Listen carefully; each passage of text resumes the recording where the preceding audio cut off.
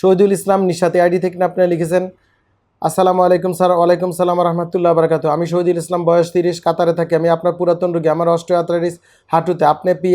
আপনি থেরাপি দিয়েছেন বিভিন্ন তারপর হায়ালুরোনিক অ্যাসিড ইনজেকশন দিয়েছেন। আলহামদুলিল্লাহ আমি ভালো আছি, শুক্রিয়া মহান রব্বুল আলমিনের কাছে।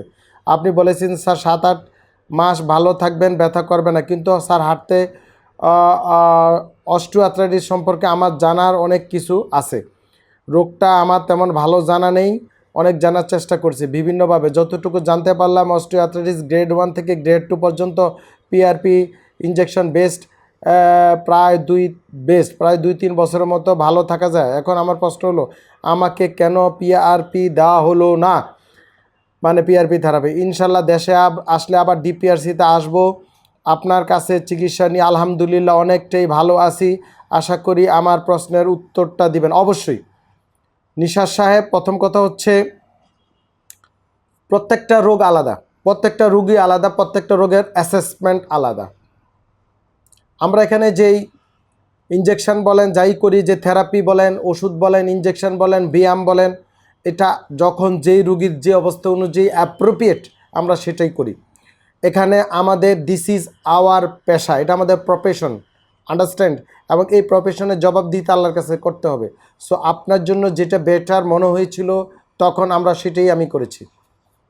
আর আপনি যেটা বলছেন গ্রেড 1 টু গ্রেড মেরেট ভুলে যান। যেভাবে ব্যায়াম দিয়েছি ব্যায়ামগুলো করবেন, নিয়মকানুন মাইনা চলবেন, ইনশাল্লাহ ভালো থাকবেন। এটা নিয়ে এত পড়ালেখার দরকার নেই, এত টেনশনের দরকার নেই। যেহেতু ডিপিআরসিতে আমাদের কাছে এসে আপনি উপকৃত হয়েছেন, আপনি ভিডিওটা শেয়ার করে দেন।